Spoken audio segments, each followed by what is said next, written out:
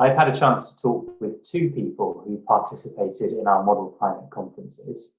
We discussed how the events impacted them, the action they're taking on climate change in their own lives, and their hopes for COP26 next year in Glasgow. Great.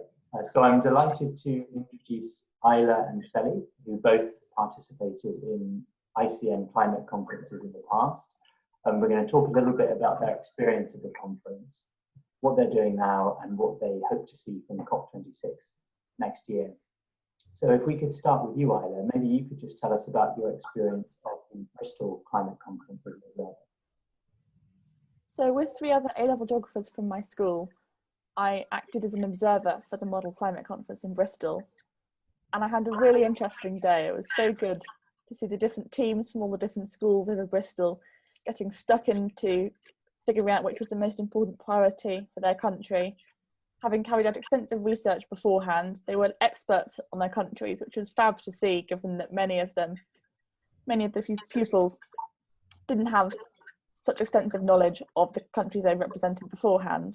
And it was fab to see the advocacy for the different rights of the countries, no matter where in the world they were.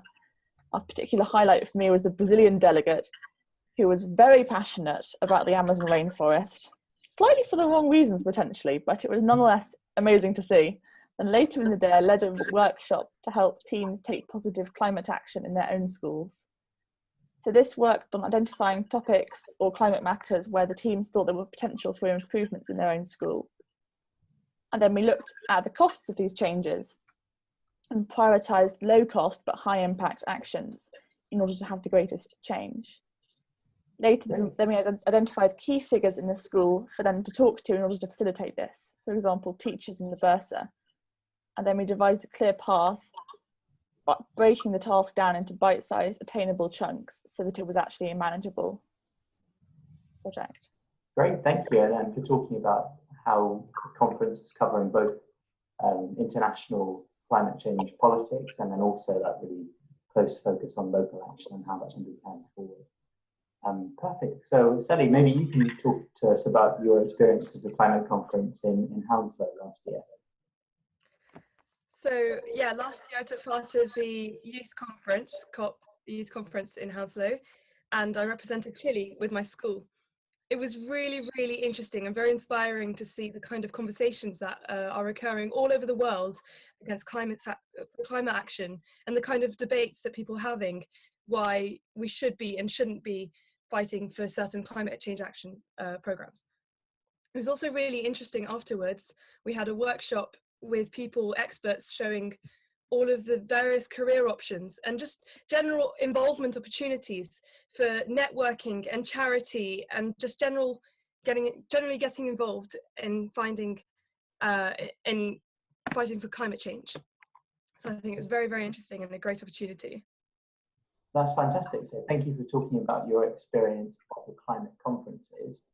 What I'd like to go into a little bit more now is how you think about climate change and sustainability in relation to your own lives in terms of the choices that you've made in terms of education and your life choices, as well as how you think that you could think about these issues.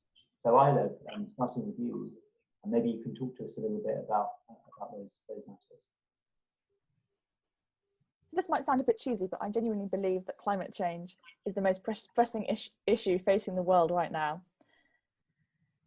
And that's been said so many times, but I genuinely think it's true, especially with all the climate news we've heard this year.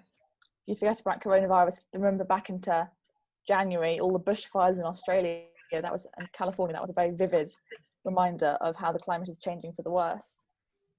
Moving on to sustainability. Sustainability is such a broad concept. It's a word that's thrown around a lot, but it's really difficult to actually pin down the nitty-gritty of what it means. But the positive thing in that is that we can all aim to live a more sustainable life, as there are so many ways to make more sustainable choices, whether that's in what you eat, or the energy that you use, or how you travel. And as I'm learning more about the science of climate change through my university modules, my drive to take change has only increased. I feel that the media has a very important role to play in portraying climate and environmental news to the general public. at the moment, when you log onto the news homepages, most of the articles will be about economic news, political news. Granted, coronavirus news at the minute takes up 90% of the headlines, but environmental news rarely features, and if it does, it's most likely to be about the COP26 summit or a big UN meeting. It's very unlikely to be about any longer term climate matters. I wrote an article for InterClimate Network about this earlier this year, referencing the fact that climate news is really not a hot topic.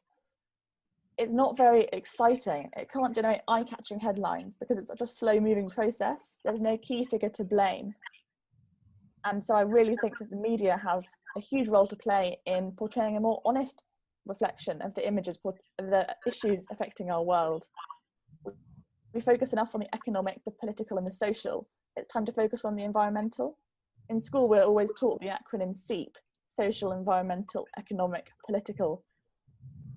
But in our mainstream media, we very much often forget the environmental sector. So in school, I worked with InterClimate Network and a team of other A-level geographers to reduce the carbon footprint of my school. This involved events such as Earth Week, an eco-fashion show where we modelled upcycled clothes, lots of assemblies, and introducing meat-free Mondays, which was not only huge fun to implement and work our way around, but it was also very rewarding to see the very tangible changes that were made. And this work with ICN over my time in sixth form cemented my decision to study geography at university. So I'm currently in my first year at the University of Exeter. And I know that I want to be involved in the environmental sector in the future. I do not know what form. I know that my work with ICN has been really instrumental in helping me get to this point.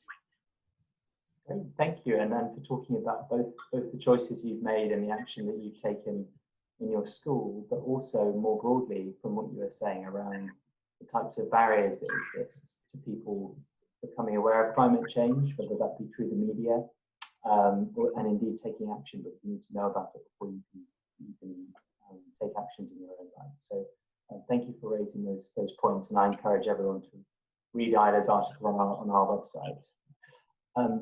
Turning to you, Sally, maybe you can talk about how climate change, sustainability, how do you think about those things in terms of the choices that you make in your life?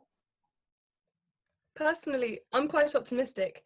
I believe we still have time to change as a global population to become more sustainable, but this has to start with local drive.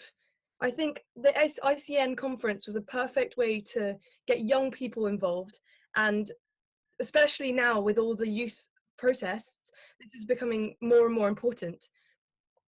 I wrote an article for ICN on how climate change is seen in British schools, and it's true that there isn't enough pace on the action. And I think whilst it's deeply affecting individuals and communities, it needs to be on a wider scale. For example, on the food market and on how schools recycle and reduce their plastics and generally look at reducing carbon emissions.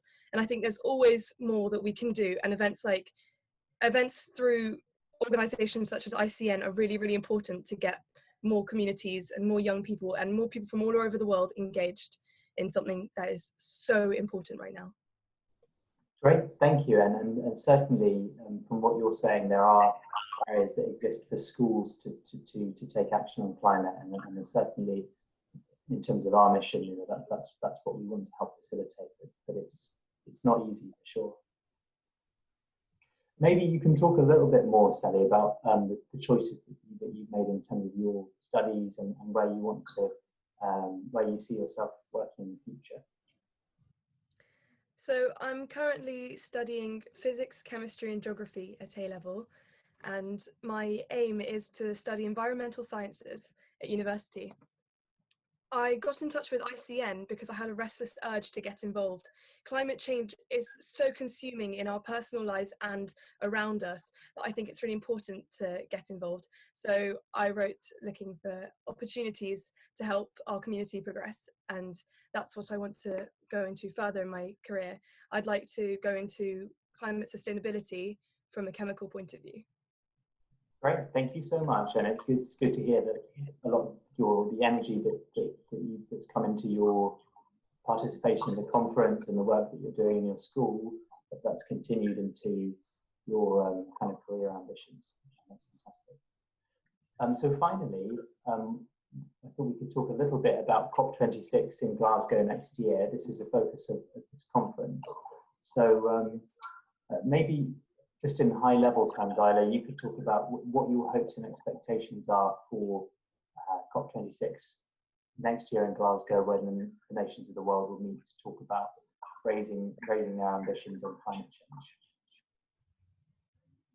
So the postponed COP26 climate conference, I'm really hoping that they'll focus somewhat on COVID. They'll have to obviously acknowledge it from the postponement from this November this year. I hope that they can place some emphasis on less single-use plastic and more reusable PPE where appropriate. I know that obviously in many cases it's not appropriate, but for example, less disposable masks where that can be and when that can be suggested. I also hope that world leaders will acknowledge and build on the momentum achieved by the school strike and Fridays for Future movements. Despite the coronavirus pandemic, there's been significant climate action, and I very much hope that they will capitalise on this and actually recognise the significant contribution that the global youth have made this year to climate action. And the phrase on everyone's lips at the moment is "build back better." It feels so overused, but is indeed very appropriate. It can be extended into sustainability and the need to create a more climate conscious world than before coronavirus. I think Patricia Espinosa, the UNFCCC Executive Secretary, has some really relevant words, and I quote her here. "Soon economies will restart. This is a chance for nations to recover better, to include the most vulnerable in those plans, and a chance to shape the 21st century economy in ways that are clean, green, healthy, just, safe, and more resilient. In the meantime, we continue to support and urge nations to significantly boost climate ambition in line with the Paris Agreement." I stopped quoting her here. And I think that really sums up my thoughts about the COP26 climate conference. I very much hope that the leaders will acknowledge coronavirus and the future pathway, while always also building on the Paris Agreement. Great, thank you. So, I mean, what I'm hearing from you is really trying to connect climate change with coronavirus and the issues that that's raising, with young people and the energy that we're bringing to the process, and also with what you've said about Build Back Better, how we can think about climate change in an integrated way when we're talking about the economy and politics. So thank you for that. So turning to you, Sally, what do you hope to see from COP26 in Glasgow next year?